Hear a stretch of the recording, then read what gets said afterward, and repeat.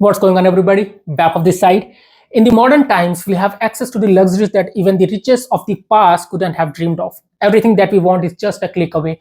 Entertainment, food, shopping. One day delivery has become the norm. Do you feel hungry? Order food and it's at your doorstep within minutes. Bored? Dive into endless online content. The air conditioner is there to cool the summer heat and heaters to combat the winter chill. And we have cars that move faster than any ancient chariot. But here's the paradox: this access to infinite comfort isn't just making our life easier, it also making us softer. Even the kings of the past didn't live with this level of luxury, and yet here we are enjoying it without even questioning the cost. As our life becomes easier, we are losing our ability to face real challenges. We have become so accustomed to the comfort that when pain, struggle, or difficulty arises, we don't know how to handle it. And this isn't just speculation. Scientific studies have revealed that our cushion lifestyle are affecting us physically. Our bones are becoming less tense because we don't exert ourselves like our ancestors did. And our pain tolerance is dropping because we have engineered discomfort out of our daily routines. And it's not just our bodies, our minds are changing too. Constant access to the comfort is rewiring our brains, reducing our resiliency, and feeding our desire to avoid the hard things. Now, think back to the ancient time. The life of hunter gatherers was harsh and unforgiving. Survival depends on endurance, strength, and mental toughness forged through daily challenges. Compare that to today, where we have more than enough to consume, but we have lost that raw edge. We are comfortable, just too comfortable, and this comfort is keeping us from growing, from pushing ourselves beyond the easy life that we have built. We have become the slave of our bodily needs. And here's the reality: that the mind is supposed to be the master and body the slave. The mind makes decisions and body follows through. That's how it really should be. But in today's world, the roles have reversed. The body is the master and mind is the slave. The body craves comfort and the mind obeys. Everything that we desire, whether it's success, personal growth, or achieving a goal, exists outside of our comfort zone. And if you have ever felt stuck, like something is missing, or wondered why your goals seems just out of reach, it's because you are playing it safe, staying cozy in your comfort bubble.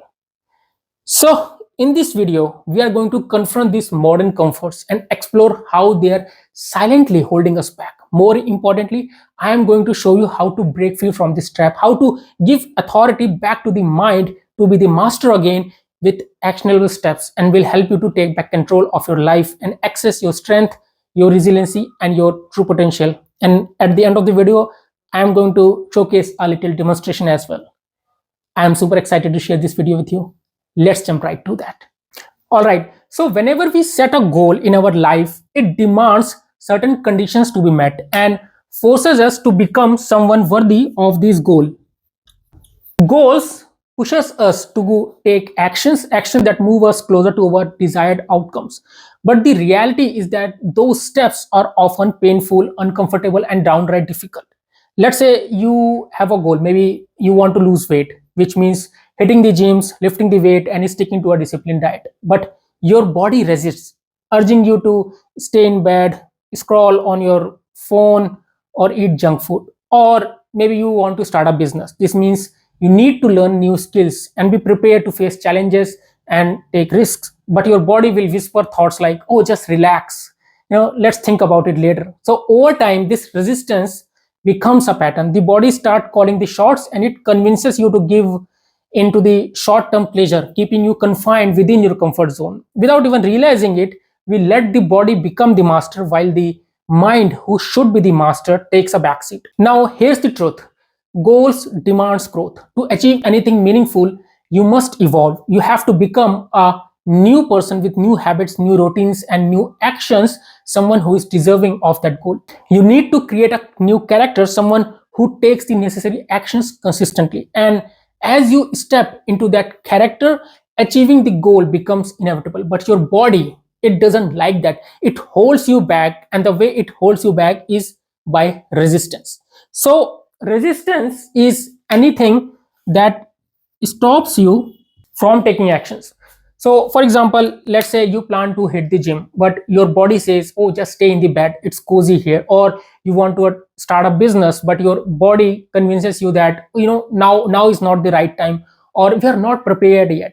You might aim to learn a new skill, but body nudges you to binge watch Netflix instead, right? So this resistance doesn't come out of nowhere. It's the manifestation of our addictions to confine ourselves to our comfort zone, especially in today's world. Modern comforts like streaming platform, fast food, social media, they are designed to numb us. They pacify the mind and feed bodies craving for instant gratification. And the tricky part is that this resistance doesn't always looks obvious. It shows up in subtle ways, like I'll start from tomorrow, or I need the perfect gym gear before I can go and do the workout, or I'll read once I'm in a good mood, right? So these are the different forms of the resistance disguised as rational thoughts, and when we listen to them we stay stuck. The resistance can even fool you into believing that you can have it all without putting in the work. It tricks you in sayings like, "Oh, you can live a healthy life without lifting weights or going on a diet, or you'll figure out that business idea later, no rush, or you deserve to relax, you need to take care of yourself." So how to really discern between the thoughts to know if it's our mind or if it's our body? Well, it's very simple.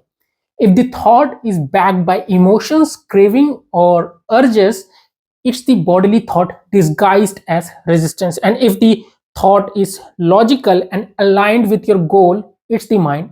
So let's say you want to go to the gym and you know consciously that it's good for you, and the thought of staying in the bed arises.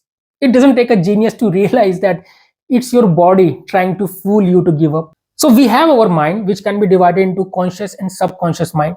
The conscious mind knows what it needs to do to achieve our goals, but it's the subconscious mind that holds us. But if you really examine it closely and ask what the subconscious mind is, what you will realize is that it's nothing but your body. Think about it. Your subconscious mind, your emotions, your urges, your feelings is nothing more than the body expressing itself. When you feel lazy, tired, or unmotivated, that's your body speaking. And the subconscious mind, it operates on the autopilot found by the habits and routine that we perform every single day. These habits are ingrained in our physical body through repeated actions and learned behavior. And over time, the body becomes so used to of this pattern that it start to operate automatically, craving chemicals like dopamine, which are released through familiar actions. And when we perform an action that releases dopamine, like scrolling through social media, watching Netflix, or eating junk food, our body recognizes this pleasure and begins to crave it. Eventually the body doesn't even listen to the conscious mind anymore. The body simply demands them through craving and impulses. The body essentially has learned to be on autopilot, and it controls much of our behavior without us even realizing it. Over time, the body becomes the master and mind becomes its slave. This happens when we lose control over our impulses and start letting our body dictates our actions. The body, driven by the craving and the pursuit of dopamine, demands certain behavior, and we fall into the same cycle despite knowing better on a conscious level that these are detrimental to us. It's why we might promise ourselves to make changes but find it so difficult to follow through. So the question comes, how we can break free from this? And the key to break free from this cycle is to retrain the body and reclaim the control. This is called the process of voluntary discomfort and voluntarily seeking pain. Pain is the kryptonite of resistance. So the simple definition of pain is pain equal to effort. Whenever body tries to put up a resistance, you have to counter it with the effort. And what I have found is the easiest way to start this is through physical work. For example, during my workouts, if I set a goal to do 15 reps with certain weights and my body would start resisting by the time I hit 12 or 13 reps, it would tell me to stop, to rest, or that I had enough. But instead of listening, I instruct my body to keep going and hit 20 reps. The body, in its craving for comfort, tries to fight back, but I trained it to understand that resisting wouldn't get it what it wanted. If it resisted, I would push even harder. Or maybe when I'm working on something, let's say I set a goal to do a focus work for 2 hours. During that time, my body will give urges to me to pick up my phone, get distracted, or do something else. In those moments, I try to push even harder. I make myself to do the work for even 3 hours instead. The goal is to make your body learn that if it resisted, it would only have to do more. So it eventually stopped fighting me and started following my instruction. This is what I call inflicting voluntary pain. It's a way of telling the body that it doesn't get to call the shots anymore. The mind is in charge and the body will obey. Breaking out of your comfort zone in this way doesn't just change your habits, it expands your worldview. When you repeatedly pushes beyond your limits, you experience life differently. Your perception of what's possible begin to shift. You realize that the boundaries you thought existed were only there because your body stuck in old patterns created them. In the end, it's about showing your body that resistance won't win. The mind is the master and body must follow. So let's quickly discuss three keys on how to implement this, and later I want to give you a little demonstration on how to really do it. So key number one is that you have to be acutely aware of the resistance. So the first step is to become acutely aware of all the different kind of resistance that you experience. Observe every time when you think about doing something that takes you closer to your goals. Notice the resistance that arises. It could be thoughts like, let's start from tomorrow, now is not the right time, or I'm not prepared enough, I don't have enough knowledge yet. For instance, if you want to go to the gym, resistance might tell you to skip today and start fresh tomorrow. If you are thinking of starting a business, resistance might whisper that you need more preparation or that the timing isn't the perfect. Everyone has their unique resistance and your might differ from mine, but the key is to observe it, recognize it, and write it down. And remember, there will always be some emotions attached to these resisting thoughts. Emotions of fear, laziness, embarrassment, or comfort. Resistance wears many masks and you need to uncover them all. Once you are aware of them, then you can start addressing it. Key number two is that now you are aware of this resistance, defeat them through the pain. So the second key to overcoming resistance is to embrace pain. And I'm not saying inflicting any physical damage on yourself, but the discomfort that comes with doing the work and putting in the effort. Pain is the price of growth and it's proportional to the progress that you make. In my experience, as I told you, physical exercise is a very good starting point to begin with. Do a plank for, let's say, 1 minute and listen to all the excuses your body will make.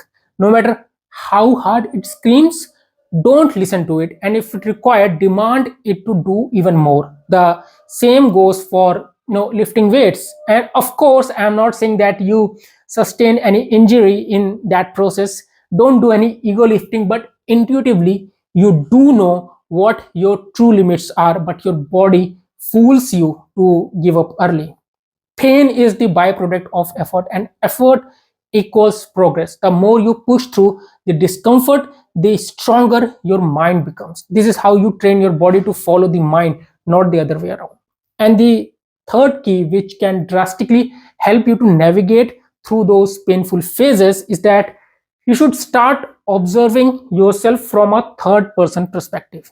The third key is to start observing yourself from a third person perspective instead of being deeply identified with your body. Right now, we are so attached to our body that we treat them as me. When we think of pain, it feels like something happening to us, which makes us avoid discomfort altogether. Instead, detach yourself. Observe your body as if you are watching a character in a movie. Think about it. When you watch a movie, no matter what happens to the character, you don't feel the pain what they experience because it's not you. Apply the same perspective to your own body. Observe it from the outside as a third person.